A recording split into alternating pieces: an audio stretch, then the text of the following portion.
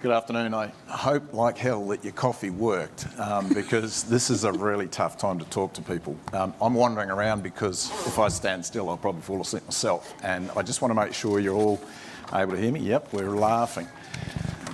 I got asked to talk about carbon neutral and I was thinking, what am I going to talk to a group of the seafood industry about carbon neutral on? I could throw up a slide and show you, oh God, in 1880 it was 1.5 degrees cooler than it is now, and there's all of this carbon dioxide in the atmosphere, and you'd all get bored and you'd go to sleep. And then I asked a lot of people, you know, what does it mean to you? What does climate change mean to you? And they said, well, go and get a picture of those polar bears. Now, I don't know if you've actually seen those polar bears. I hadn't. I went and I Googled it, and there's these really sad pictures of polar bears starving and all this like, shit, I can't show them that.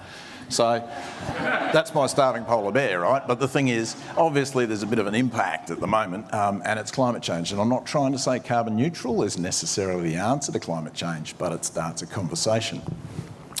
And so I'm still struggling with, God, what am I going to say to you guys? And I thought, I'm going to talk to you about the Paris Climate Agreement.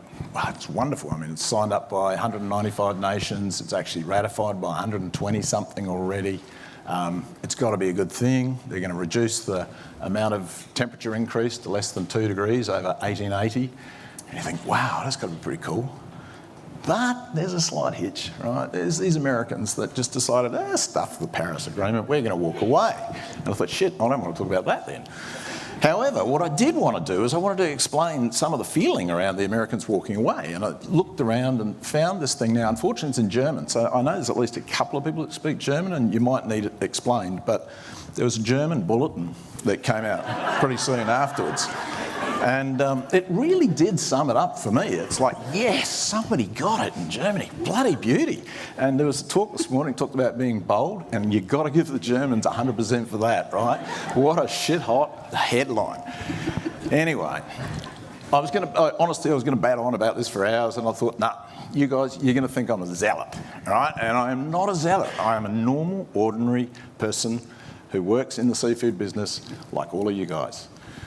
And so instead of all of that, I thought I'd tell you a little story. And it's a story about us, about Austral Fisheries, who I am really proud to be part of. We're very lucky. In 1997, we had a visionary managing director, Murray France.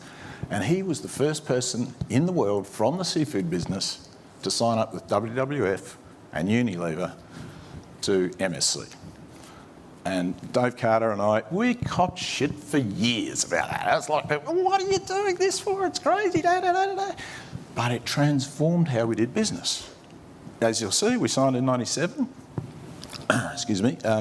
Lobster was 3 years later. It actually took us 15 years to get all of the fisheries we're involved with MSC certified.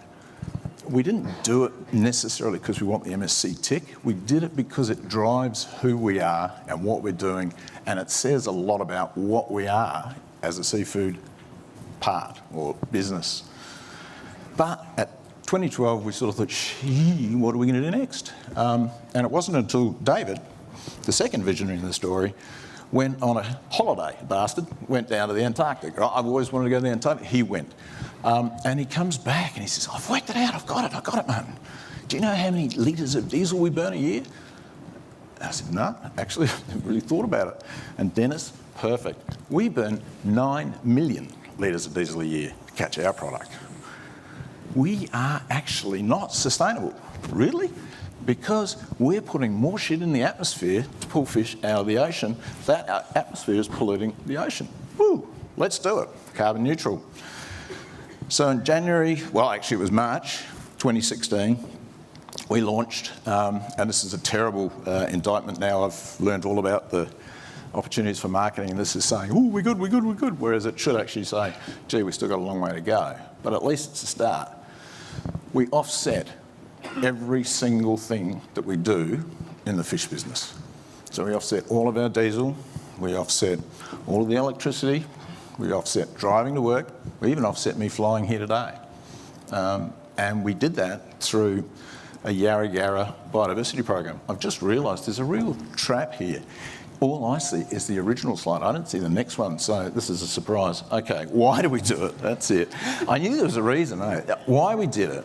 First off, okay, we're a bit altruistic. We're sort of out there. We're those woo-woo people out the front, right? We did it to lower our impact as Austral on the marine environment and the planet. We did it, and surprisingly, we did it to improve how we talked about it in our workforce, the pride that we had in our workforce. And by our workforce, I mean our crew, I mean me, people on land, the people that drive for us, our suppliers. We started having conversations with customers, with providers. We have learned a whole new world of conversation about carbon neutral. So that was a plus. We figure at some point, people are going to wake up and it'll help improve that community trust.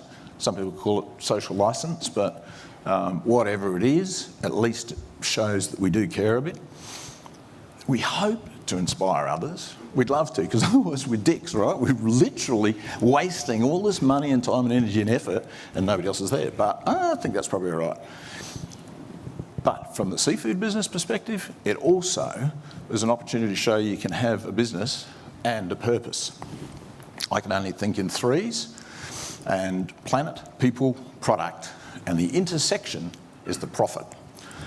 And so while we're doing good for the planet, we're planting these trees, they're all biodiverse, we're also doing good for the people, you know, like the workforce is interested, there's employment generated in rural and regional areas.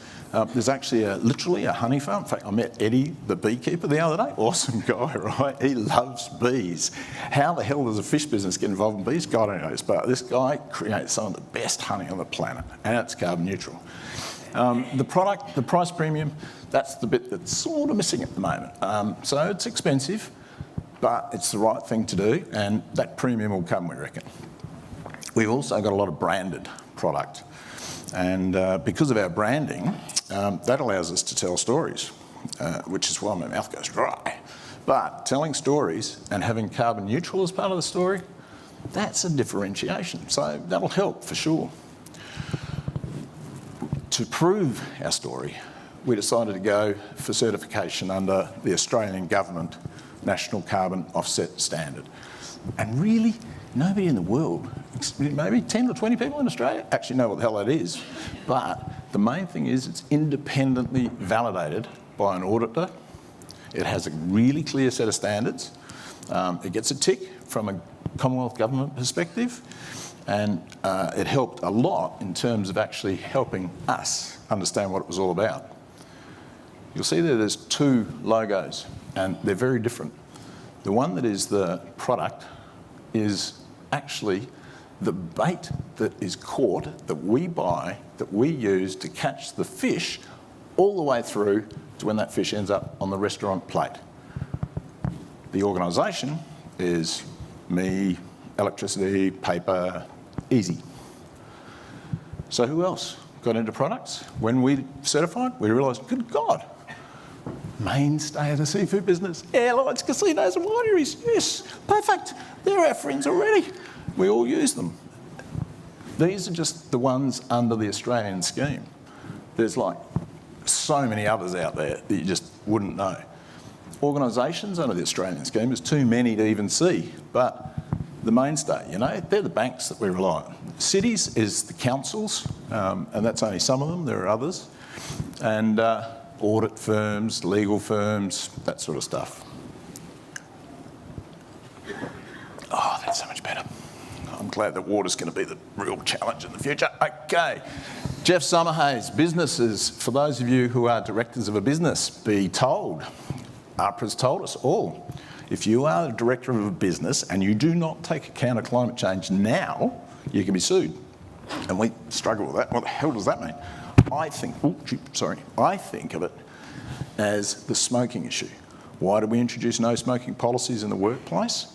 Because we could be sued. It wasn't because we really cared that somebody was smoking out there and he might die or she might die. We actually did it because, well, we got a bit of a vested interest in not getting sued. So those sort of litigation exposures, again, are not fixed by becoming carbon neutral, but you're having a conversation because you're carbon neutral. When you're carbon neutral, then you talk about climate change. When you talk about climate change, you talk about what you're supposed to do about it. Hallelujah. Works. So where next? We're still nuts. We're still the early starters. We're the first business in the world still, in the seafood industry, to be 100% carbon neutral. It's kind of lonely, but it's not too bad. Dave and I cuddle every now and then, right? And, you know, man love, it's okay. But we've got a heap of work to do. We've got to get people inspired. We've got to get people understanding it. It's really complex, right? So if I told you that actually carbon offsetting is not actually just carbon, it's greenhouse gas offsetting, and it's not carbon dioxide, it's carbon dioxide equivalent. So what that means is we offset our refrigerant gas, and some of our gases have got these massive greenhouse gas impacts that we have to offset. Others don't, so you're changing your gas, and oh God, it's confusing. We've got to improve understanding, not just in the seafood business, but throughout the community. And we, Austral, have to improve our sort of story, if you like, from a branding, marketing, just the conversational stuff that we were talking. And you'd be amazed in the seafood business. I know it never happens anywhere else, but scepticism, suspicion, yeah, it's really rife. It's like people say, what are you doing that for? You're mad. Yeah. We say we love it. That's why we're in the business. I was blown away 2 weeks ago. Thank you to all of the NSILP 2017 graduates that were sitting in the audience at the moment. When I was in Canberra, and they threw up this as the major challenge to the Australian seafood industry. And I know that's a poor slide, and that's because I took that photo from the back of the room, and you could have knocked me over with a feather when they put that up. That is astounding. They are the future leaders in our industry. I love that. It's a seafood place, so I've got to show water. You can have a boat picture, you know, it's got to look shitty. And it does. And I think that's the story from my perspective, is that those of us in the seafood business, we do still get up every day. We go and do mad shit like that. We catch fish, we bring them back, we sell them. We talk, all we talk about at night and day and in the mornings is fish. And yet we do it caring about what we do. We are great at what we do. We just got to believe it. And so being carbon neutral is just one more step in being great at what we do. And one more step about caring for that amazing environment that we all make a living from. So I'd like to leave you with one thought, which is actually every single one of you cares about carbon neutral. Whether you're doing it or not, have a conversation, see what happens. Thank you.